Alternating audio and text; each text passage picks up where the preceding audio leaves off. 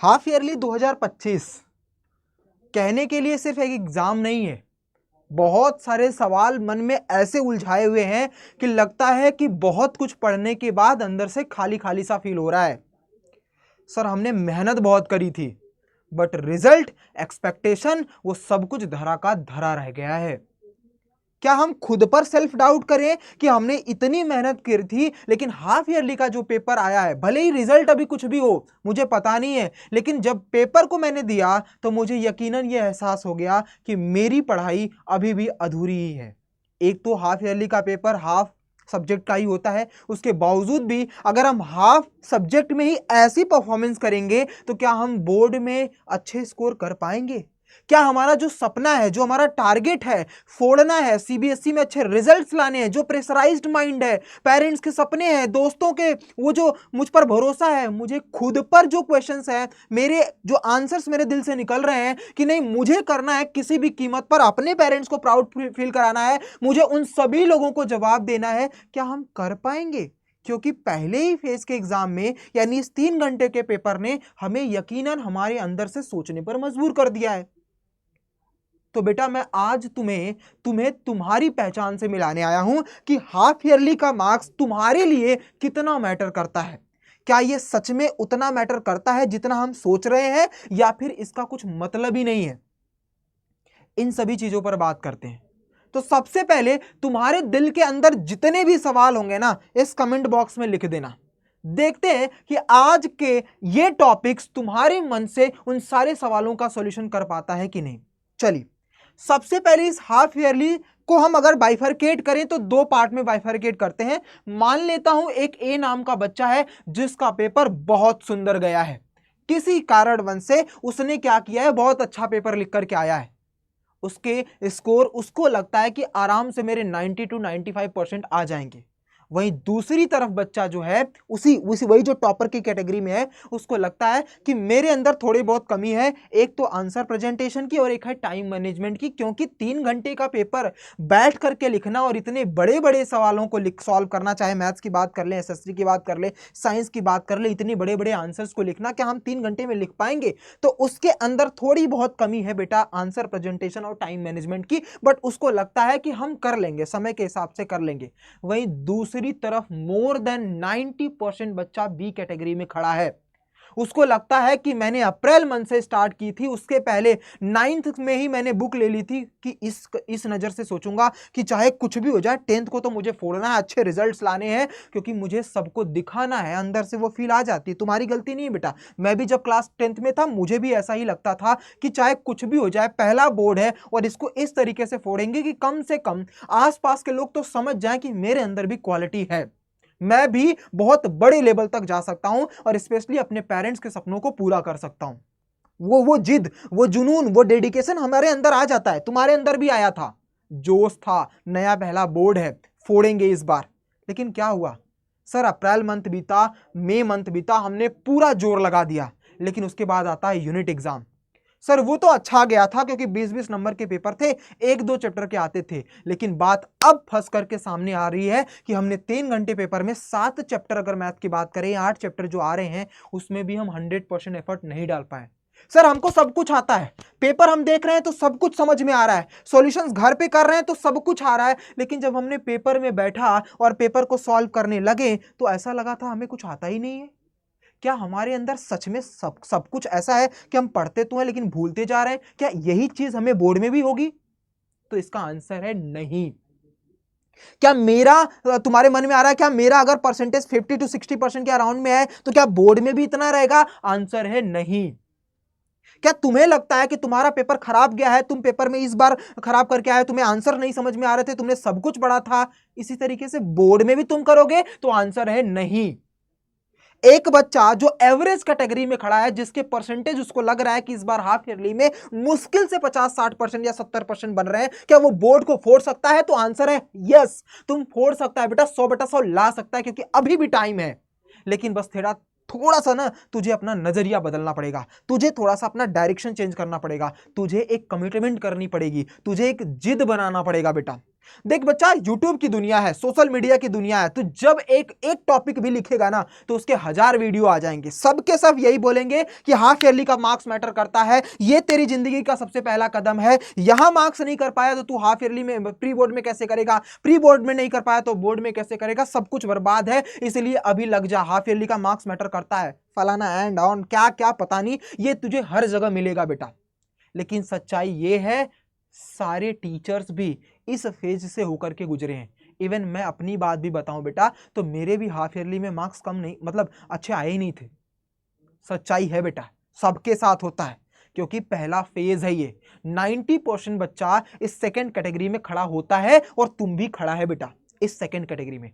तो तुझे सोचना है कि इस हाफ ईयरली से मुझे क्या लेकर के आगे निकलना है।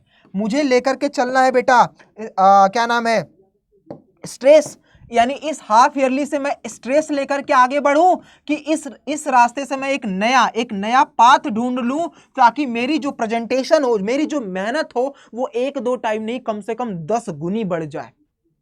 तो तू अगर स्ट्रेस लेकर के चलेगा तो यकीनन अगर तू इस फेज में भी खड़ा होगा कि मेरे 90 to 95% है, तो मैं तुझे लिख करके अभी दे रहा हूं बेटा कि अगर तूने स्ट्रेस लेकर के इस हाफ ईयरली से आगे चला, तो मेरी गारंटी है बेटा कि जब तू फाइनल बोर्ड में एग्जाम में पहुंचेगा तो तू इस 90% से 50 to 60% की कैटेगरी में खड़ा होगा। ये मैं तुझे वादा अभी से कर देता हूं, क्योंकि अगर तूने इन चीजों को नहीं समझा, इन चीजों पर काम नहीं किया, तो गारंटेड है भले ही तेरा हाफ ईयरली मार्क्स में बहुत अच्छा आया हो, लेकिन तेरा पूरा फाइनल वाला जो एग्जाम रहेगा तेरे एक्सपेक्टेशन के अनुसार नहीं आएगा, तेरा रिजल्ट बिगड़ जाएगा। लेकिन अभी भी अगर तू इस फेज में खड़ा है, तो तेरे अंदर कम से कम पॉजिटिविटी की जो बात है ना बेटा, सिर्फ एक कमिटमेंट कि मुझे पॉजिटिव रह करके मेहनत को डबल करनी है, क्योंकि ये तुझे एहसास दिला रहा है अभी काम बहुत करना है हमें।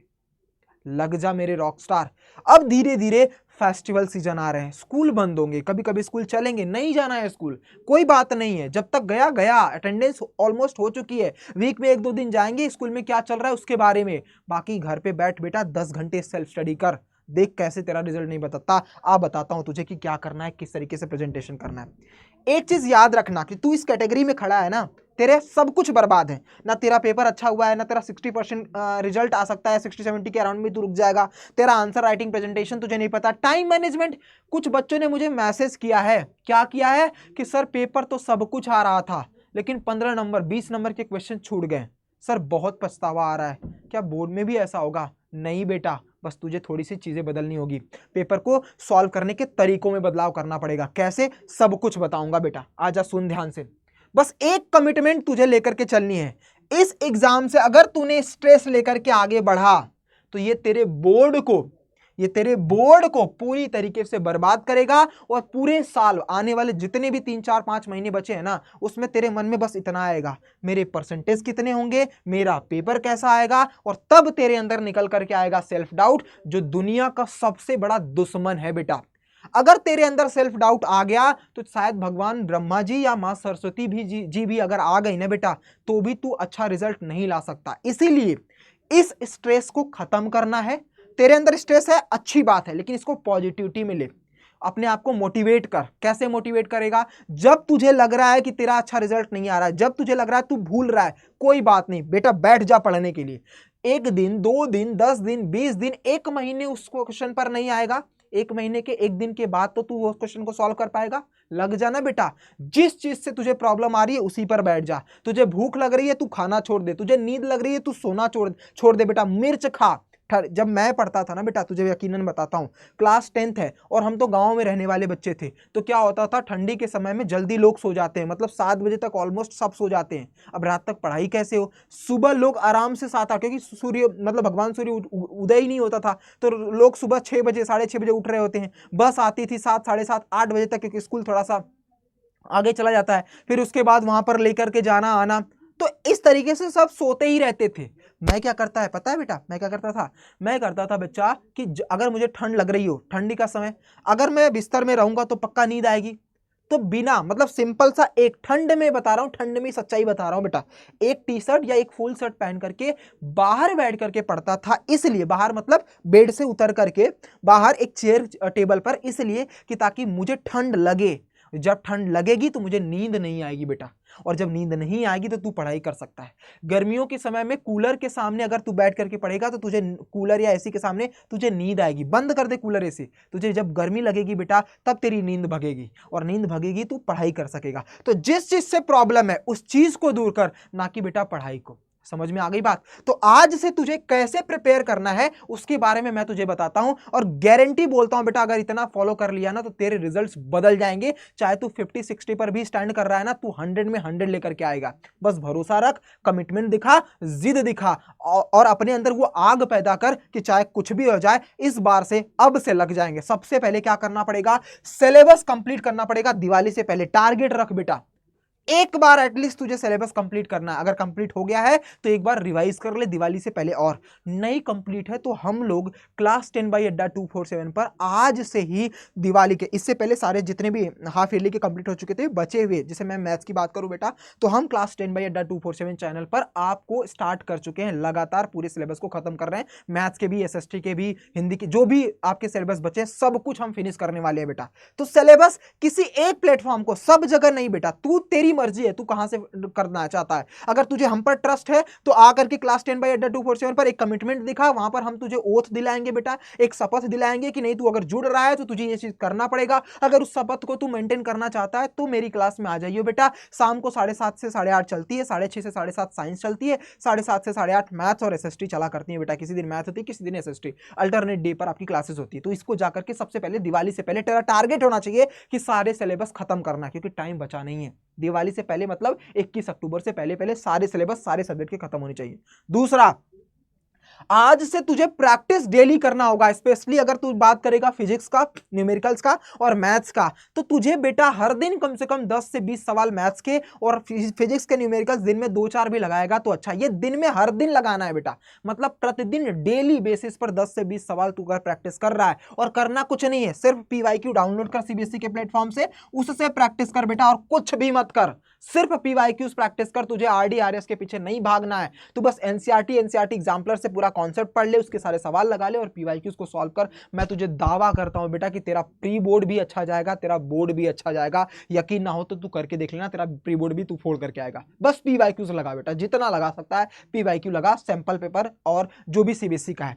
लास्ट में बेटा अब टारगेट रख के हर वीक में मैथ्स के 2 सैंपल पेपर या फिर 2 पीवाईक्यूज लगाएगा, कंप्लीट पेपर 3-3 घंटे बैठ करके, और एक सब्जेक्ट के एक लगाएगा। मतलब ये कर ले कि तू पूरे वीक में 6 सब्जेक्ट है तो हर दिन तुझे एक सब्जेक्ट के तुझे पीवाईक्यूज लगाने हैं। तो 7वें दिन फिर से एक बार मैथ्स को लगा लियो, मतलब 7 दिन में 2 मैथ्स के और 5 सब्जेक्ट अलग अलग के जो पीवाईक्यूज मिलते हैं ना सीबीएसई के प्लेटफॉर्म पर, उसको जाकर के हर दिन 3 घंटे बैठ करके तुझे एक पेपर लगाना है।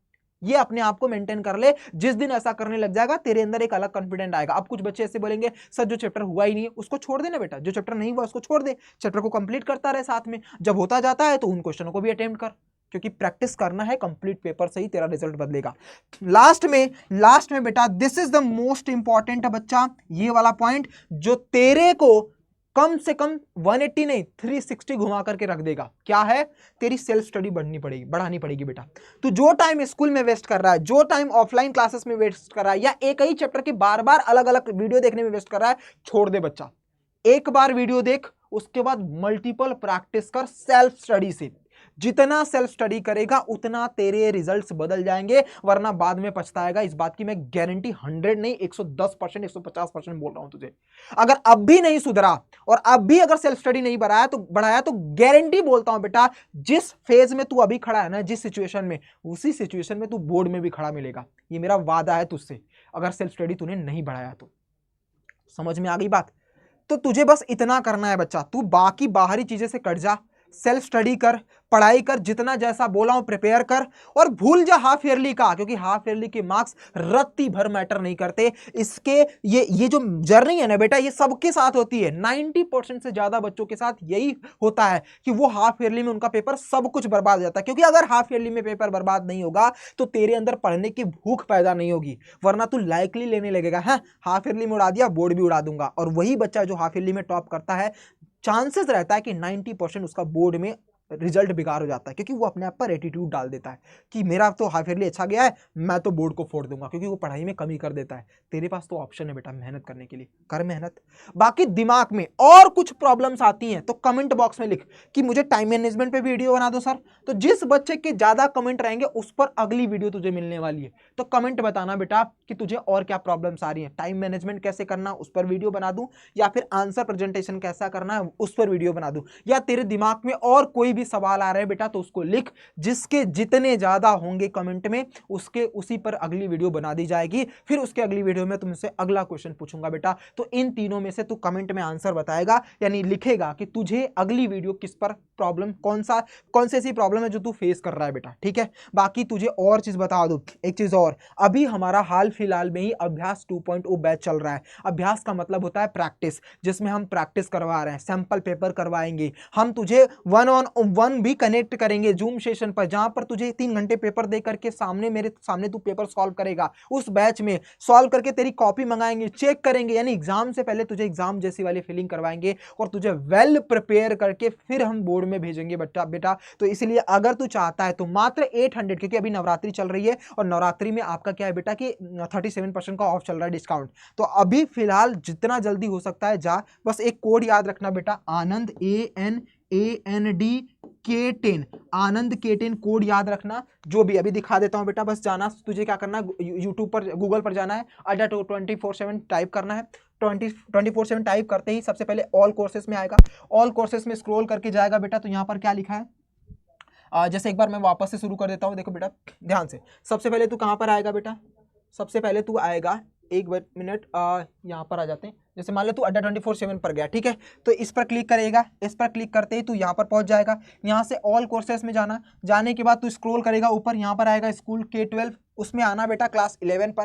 क्लास 11 में तुझे क्लास 10th दिख जाएगा। 10th दिखते ही सबसे पहले ये देख बेटा, अभ्यास बैच दिख रहा है ना 2.2, ये अभी स्टार्ट हुआ और मेरी क्लास 27 तारीख से स्टार्ट हो रही है बेटा। इस वाले में ज्वाइन कर ले। यहाँ पर हम प्रैक्टिस करवाएंगे कम से कम 1500 से 2000 क्वेश्चन की प्रैक्टिस, वही जो तेरे बोर्ड एग्जाम में आते हैं। यहाँ पर फिलहाल 835 दिख रहा है, बट तू इसको हटा देना बेटा, कूपन जो है उसको हटा देना, और बाय नाउ पर क्लिक करके जब तू यहाँ पहुंचेगा तो यहाँ पर इंटर कूपन कोड करना, क्या, ANANDK10, आनंद K10 अप्लाई करना। वैसे ही तेरा ये जो प्राइस होगा बेटा 810 रुपए में, वरना ये 1200 रुपए की बैच है। तो अभी फिलहाल डिस्काउंट चल रहा है, तो जल्दी से जल्दी जाकर के परचेस कर ले। यहाँ पर भी आकर के तू प्रैक्टिस कर सकता है, पूरे साल चलेगी बेटा, जब तक तेरे एग्जाम खत्म नहीं हो जाते, ठीक है बेटा। तो फटाफट इसको जाकर के कर लेना। बाकी कुछ भी डाउट आता है कमेंट बॉक्स में लिख बच्चा, अगली वीडियो तुझे उस पर मिल जाएगी, ठीक है। मिलते हैं अगली वीडियो में, bye bye, take care, god bless you, जय हिंद मेरे rock star, god bless you.